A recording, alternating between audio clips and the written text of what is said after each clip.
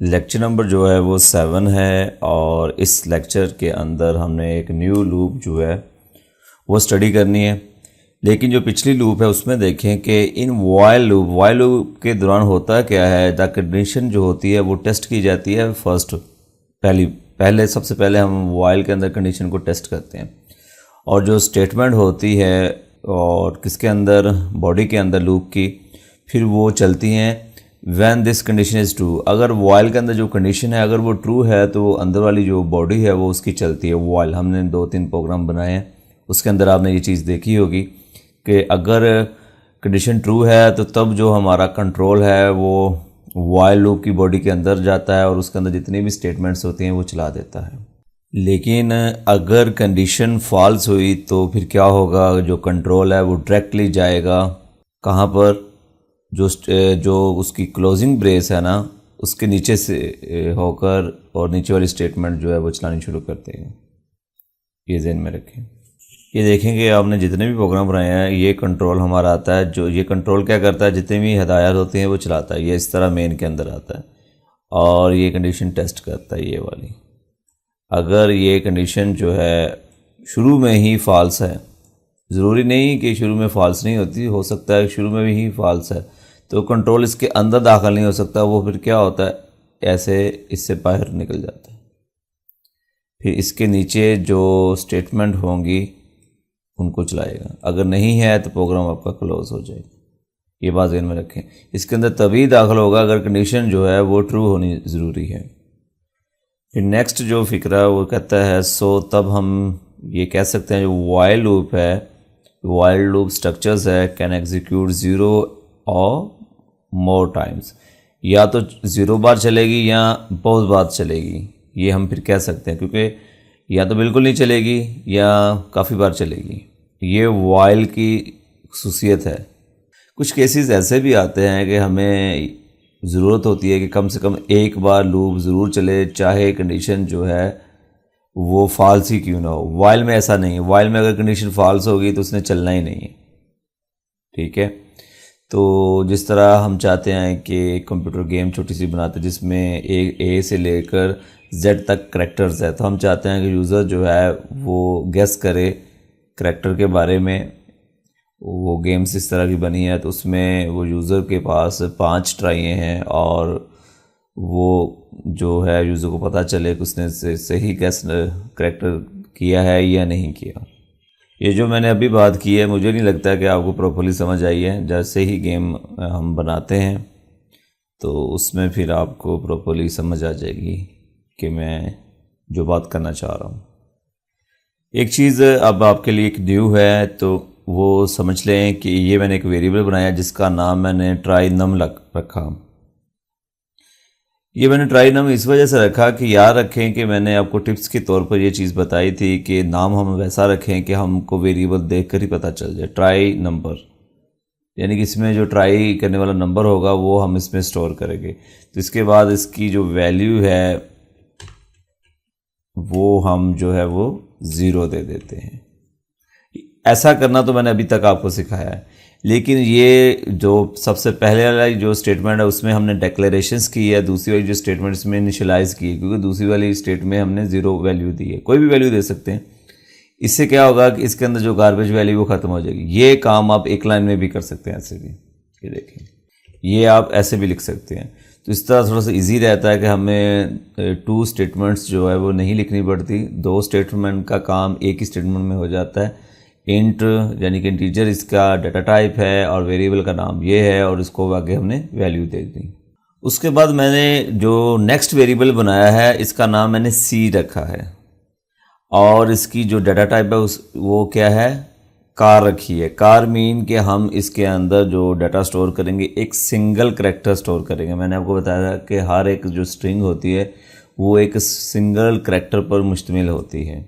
तो ये आपने ज़हन में रखना है कि जो भी स्ट्रिंग उसमें सिंगल, लेकिन जब आपने एक सिंगल करैक्टर स्टोर करना उसके लिए जो डाटा टाइप होगी वो एक करैक्टर होगी, क्योंकि उसमें हमने नंबर स्टोर तो करना नहीं है।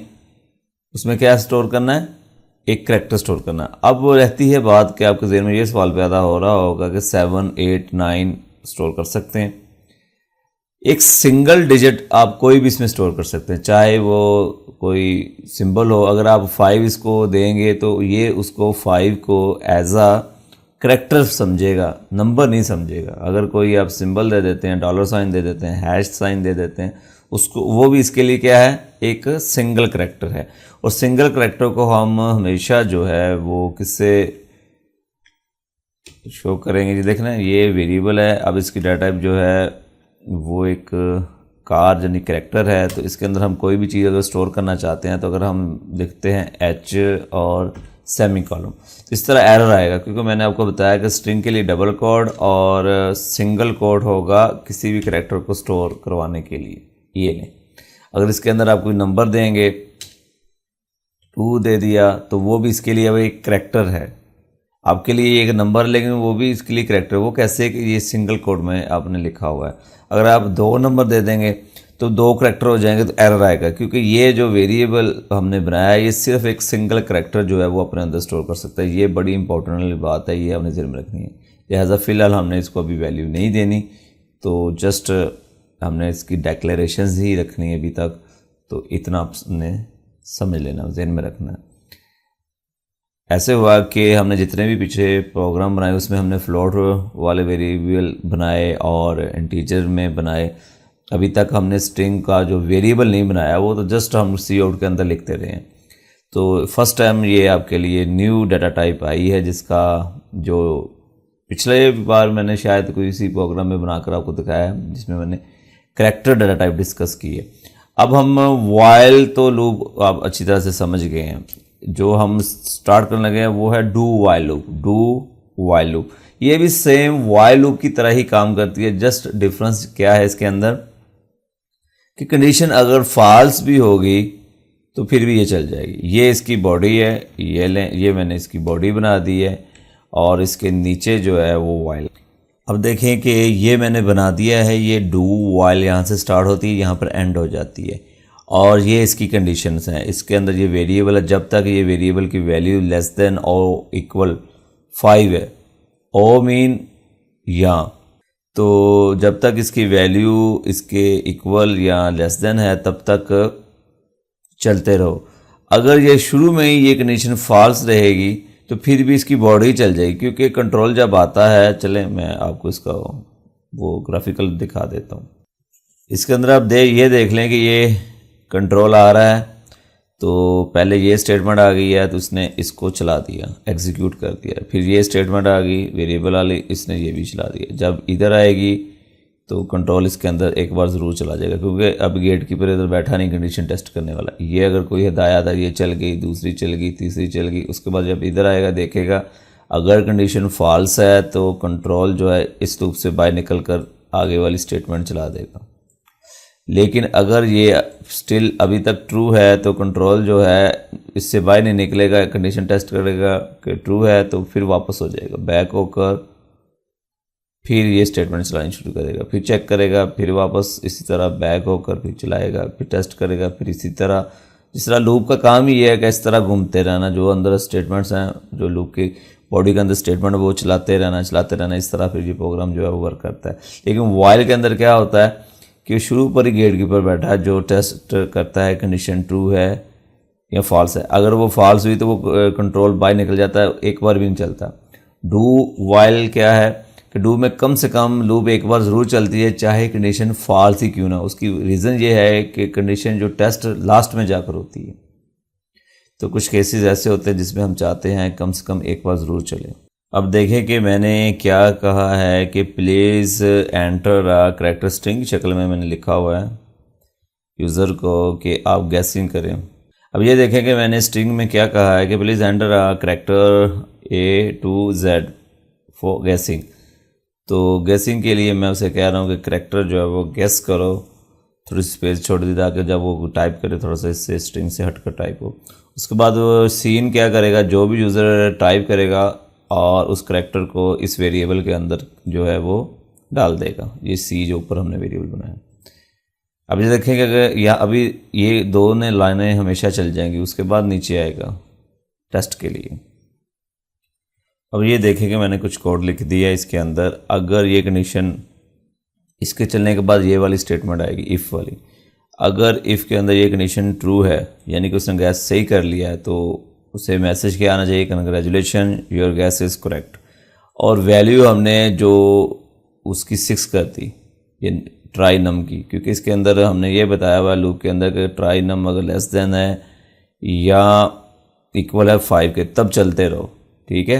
तो कंट्रोल अगर ये इसकी वैल्यू कम रहेगी तो ये देखें ये इस तरह वापस हो जाएगा, वापस होकर फिर ये चलना शुरू हो जाएगा। ऐसे अगर कंडीशन ट्रू है तो इतना कोड चल जाएगा और ये जो लूप है इसको बंद करने के लिए हम जस्ट इसकी वैल्यू बढ़ा दें, क्योंकि ये जब वो टेस्ट करेगा नीचे जाकर तो फिर इससे कंट्रोल बाहर निकल जाएगा और प्रोग्राम हमारा बंद हो जाएगा। उसने वैल्यू जो है वो गेस कर ली है।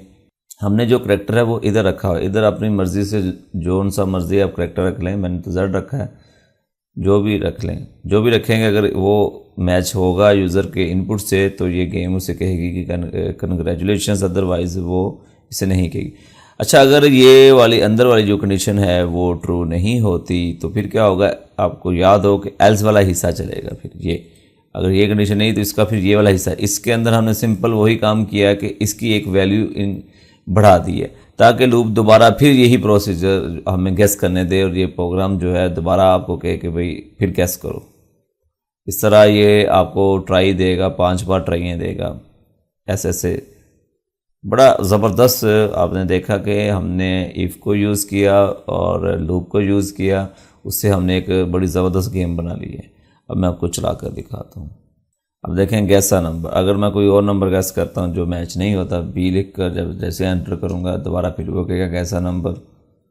मैं कोई टी दबा कर जब फिर एंटर करता हूँ फिर वो कहेगा गैस अ नंबर, डी दबा कर फिर क्योंकि इसने 5 बार, क्योंकि 5 बार इसलिए ट्राई देनी है, उसकी वैल्यू वो जो ट्राई नम है ना उसकी वैल्यू जो है वो बढ़ती जा रही है। वो एल्स वाला हिस्सा चल रहा है लूप का, लूप के अंदर जो हमने इफ एल्स इस्तेमाल किया ना ये वाला ये हिस्सा चल रहा है, क्योंकि हम फॉल्स कंडीशन अब भी जा रहे हैं। लेकिन अगर जेड मैं दबा देता हूँ, ये जेड दबा कर जैसे ही एंटर करूँगा तो वो कहेगा congratulation your gas is correct. Otherwise ये आपको 5 ट्राई देने के बाद ये प्रोग्राम हमारा क्लोज हो जाएगा।